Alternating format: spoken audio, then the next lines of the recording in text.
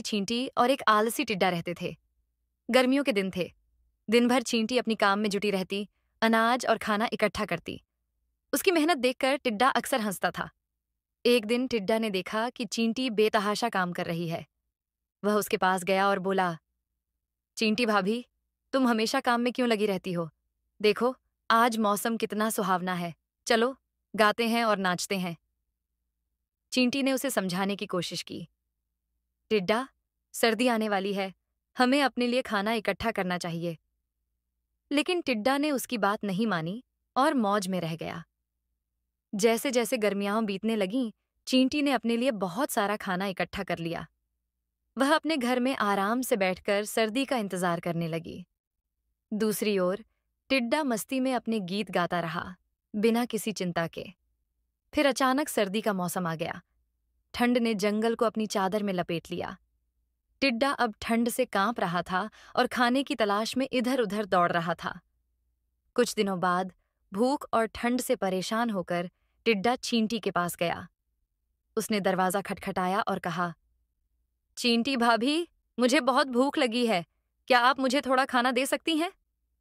चींटी ने उसे दरवाजा खोला और कहा, मैंने तुम्हें पहले ही चेताया था, लेकिन तुम मेरी बातों पर ध्यान नहीं देते। मैं तुम्हें खाना दे सकती हूँ, लेकिन तुम्हें यह समझना होगा कि मेहनत जरूरी है। टिड्डा शर्मिंदा होकर बोला, मुझे माफ कर दो, मैंने गलती की। मैं अब समझ गया हूं कि आलस्य का क्या परिणाम होता है।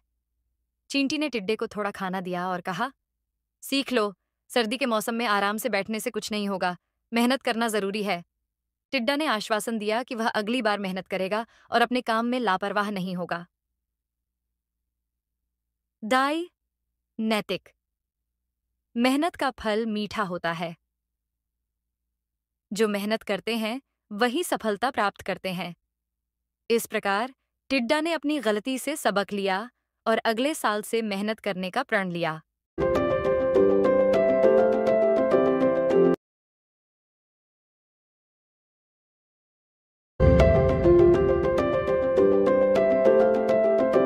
चींटी और कबूतर की दोस्ती। एक बार की बात है, एक गर्मी के दिन एक छोटी चींटी पानी की तलाश में इधर-उधर भटक रही थी। चलते चलते उसे एक धारा मिली और प्यास से बेहाल चींटी पानी पीने के लिए धारा के किनारे गई। लेकिन पानी पीते समय अचानक उसका पैर फिसल गया और वह धारा में गिर गई। बहाव तेज था और चींटी को तैरना नहीं आता था। वह खुद को बचाने की बहुत कोशिश कर रही थी, लेकिन हर बार पानी उसे बहा ले जा रहा था। तभी पास के एक पेड़ पर बैठा एक कबूतर चींटी को पानी में डूबता हुआ देख रहा था। कबूतर ने तुरंत एक पत्ता तोड़ा और उसे पानी में चींटी के पास गिरा दिया। चींटी ने बड़ी मुश्किल से खुद को उस पत्ते पर चढ़ाया और पत्ता धीरे-धीरे बहते हुए किनारे पर आ गया। चींटी बच गई और उसने कबूतर को धन्यवाद कहा। कुछ दिनों बाद वही चींटी जंगल में घूम रही थी।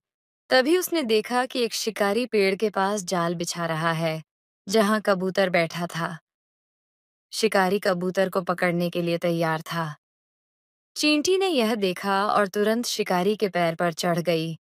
उसने शिकारी को जोर से काट लिया। शिकारी दर्द से चिल्ला उठा और उसका निशाना चूक गया। शोर सुनकर कबूतर उड़ गया और उसकी जान बच गई। नीति। जो दूसरों की मदद करता है, उसकी भी मदद की जाती है।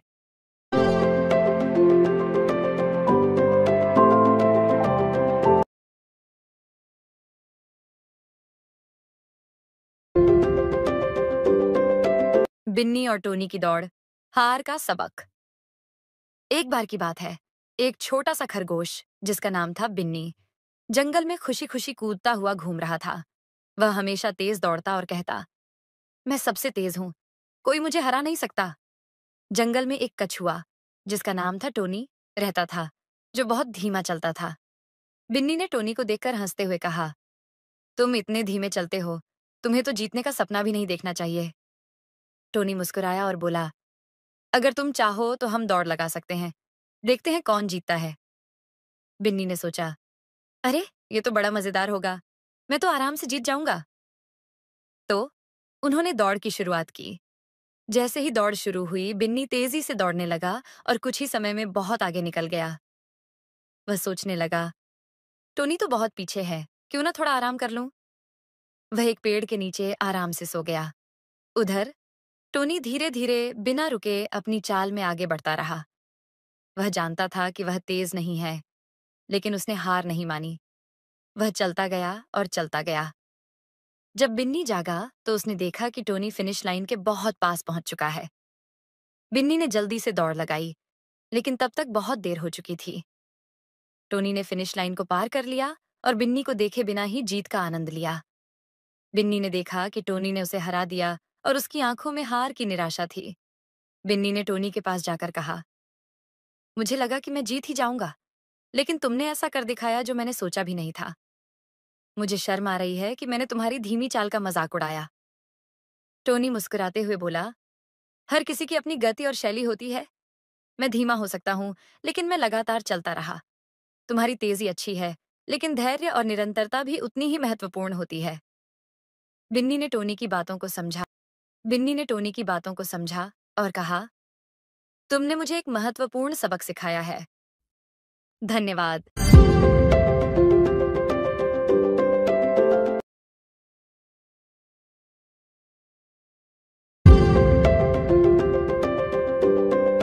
शीर्षक, सोने के अंडे देने वाली हंस। एक समय की बात है। एक गरीब किसान एक छोटे से गांव में रहता था। वह बहुत मेहनती था, लेकिन उसकी गरीबी उसका पीछा नहीं छोड़ रही थी। एक दिन उसे एक अद्भुत हंस मिली। यह कोई साधारण हंस नहीं थी, बल्कि हर दिन एक सोने का अंडा देती थी। किसान को अपनी किस्मत पर विश्वास नहीं हुआ। उसने सोने का अंडा बाजार में बेचा और उसे बहुत अच्छे पैसे मिले। किसान हर दिन हंस से एक सोने का अंडा लेता, उसे बेचता और धीरे धीरे उसकी गरीबी दूर होने लगी। कुछ ही समय में किसान अमीर बनने लगा। लेकिन जैसे जैसे उसकी संपत्ति बढ़ी, उसकी लालच भी बढ़ती गई। उसने सोचा, अगर हंस रोज एक सोने का अंडा देती है, तो इसके पेट में जरूर बहुत सारे अंडे होंगे। अगर मैं इसे मारकर सारे अंडे एक साथ निकाल लूं, तो मैं तुरंत अमीर हो जाऊंगा। लालच में आकर किसान ने हंस को मारने का निश्चय किया। उसने हंस को पकड़ा और उसका पेट चीर डाला, लेकिन उसके पेट में उसे एक भी सोने का अंडा नहीं मिला। किसान को अपनी गलती का एहसास हुआ, लेकिन अब बहुत देर हो चुकी थी। हंस मर चुकी थी और अब न तो किसान को सोने का अंडा मिल रहा था, न ही उसकी अमीरी बची। अब किसान पहले से भी ज्यादा गरीब हो गया था, क्योंकि उसकी लालच ने उसकी सारी संपत्ति छीन ली थी। शिक्षा, लालच बुरी बला है। हमें हमेशा संतोषी रहना चाहिए, वरना हाथ में आई चीज भी खो सकते हैं।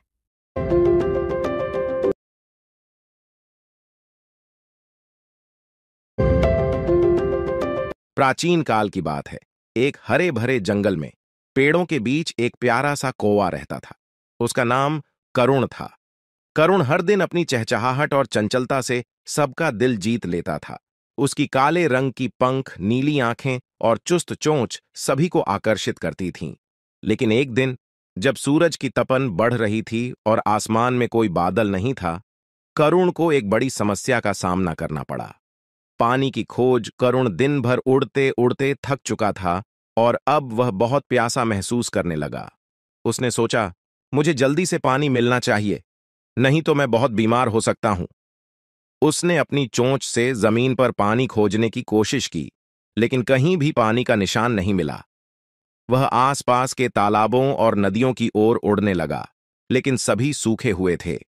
गर्मी के कारण सभी जल स्रोत सूख चुके थे। करुण बहुत थका हुआ और निराश हो गया। वह सोचने लगा, अब क्या करूं? कहां से पानी मिल सकता है? घड़े का मिलना। जब करुण अपने पंखों को झाड़ते हुए और अपनी प्यासी चोंच को सहेजते हुए एक उबड़ खाबड़ जगह पर पहुंचा, तो उसकी नजर एक ऊंचे घड़े पर पड़ी। घड़ा पुराना और घिसा पिटा था, लेकिन उसके अंदर थोड़ी सी पानी की चमक दिखाई दे रही थी। करुण ने खुशी से चोंच से घड़े की ओर झांकते हुए देखा कि उसमें बहुत कम पानी था। वह घड़े के पास गया और देखा कि घड़े का मुंह बहुत ऊंचा था, जिससे वह पानी तक आसानी से नहीं पहुंच पा रहा था। उसने अपनी चोंच से पानी निकालने की बहुत कोशिश की, लेकिन सफल नहीं हुआ। करुण निराश हो गया और सोचने लगा कि अब वह क्या करे।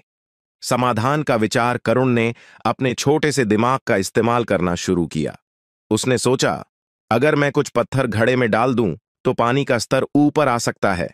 उसे यह विचार बहुत अच्छा लगा और उसने आसपास देखना। उसने कई छोटे छोटे पत्थर ढूंढे और एक एक करके घड़े में डालने लगा। जैसे जैसे पत्थर घड़े में डाले जाते गए, पानी धीरे धीरे ऊपर आने लगा। करुण ने देखा कि पानी का स्तर बढ़ रहा है और उसकी उम्मीदें और भी बढ़ गईं। पानी का मिलना अंततः जब पानी का स्तर इतना बढ़ गया कि करुण आसानी से अपनी चोंच डाल सकता था, वह बहुत खुश हो गया। उसने अपनी प्यारी चोंच से पानी पिया और अपनी प्यास बुझाई। उसके चेहरे पर एक बड़ी सी मुस्कान थी और उसने सोचा, मेहनत और धैर्य से सभी समस्याओं का समाधान निकाला जा सकता है। कहानी की सीख करुण ने समझा कि केवल अपनी समस्या को समझना ही काफी नहीं है, बल्कि उसके समाधान के लिए एक सही योजना बनाना भी जरूरी है। उसने अपनी मेहनत और सोच समझ से अपनी प्यास बुझाई और एक महत्वपूर्ण सबक सीखा कि संकट के समय धैर्य और होशियारी सबसे बड़ा साधन होते हैं। जब करुण पानी पीकर ताजगी महसूस करता है तो वह अपने घर की ओर उड़ता है, खुश एक हरे और भरे जंगल संतुष्ट। में एक मेहनती उसकी यह चींटी और एक कहानी आलसी आज टिड्डा भी रहते हमें थे। सिखाती है कि गर्मियों के मुश्किल दिन थे। समय में हमें दिन भर अपने चींटी दिमाग अपनी का काम में जुटी उपयोग रहती, करना चाहिए अनाज और और खाना धैर्य इकट्ठा रखना करती। चाहिए।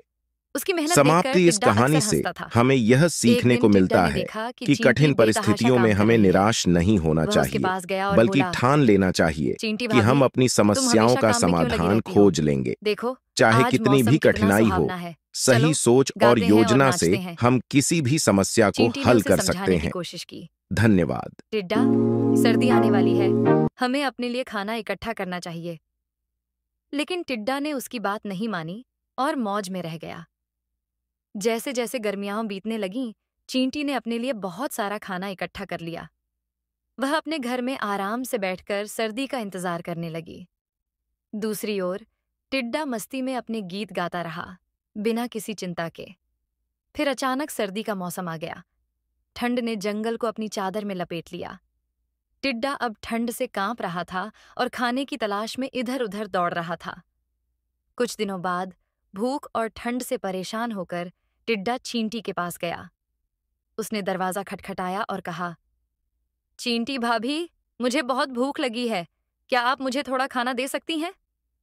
चींटी ने उसे दरवाजा खोला और कहा, मैंने तुम्हें पहले ही चेताया था, लेकिन तुम मेरी बातों पर ध्यान नहीं देते।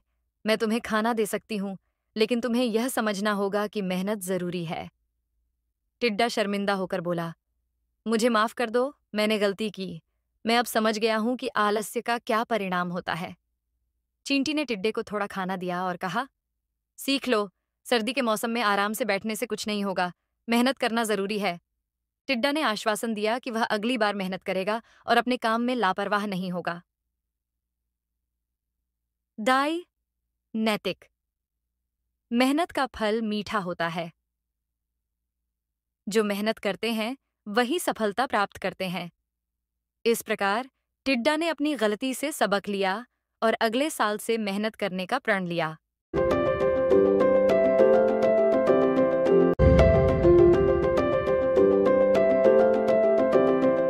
शीर्षक, लोमड़ी और अंगूर। एक बार की बात है, एक भूखी लोमड़ी एक हरे भरे बाग में घूम रही थी। वह बहुत भूखी थी और खाने की तलाश में थी।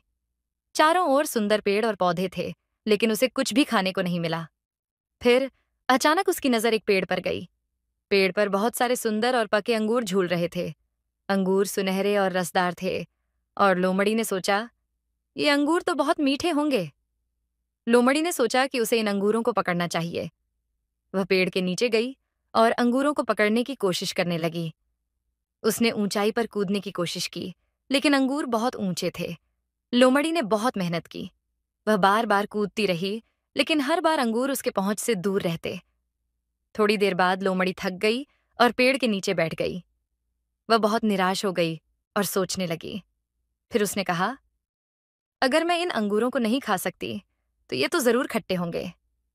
यह कहते हुए उसने मुंह मोड़ लिया और वहां से चलने लगी। जब वह वहां से जा रही थी तो उसने गर्व से कहा, मुझे इन अंगूरों की कोई जरूरत नहीं है, ये तो खट्टे हैं।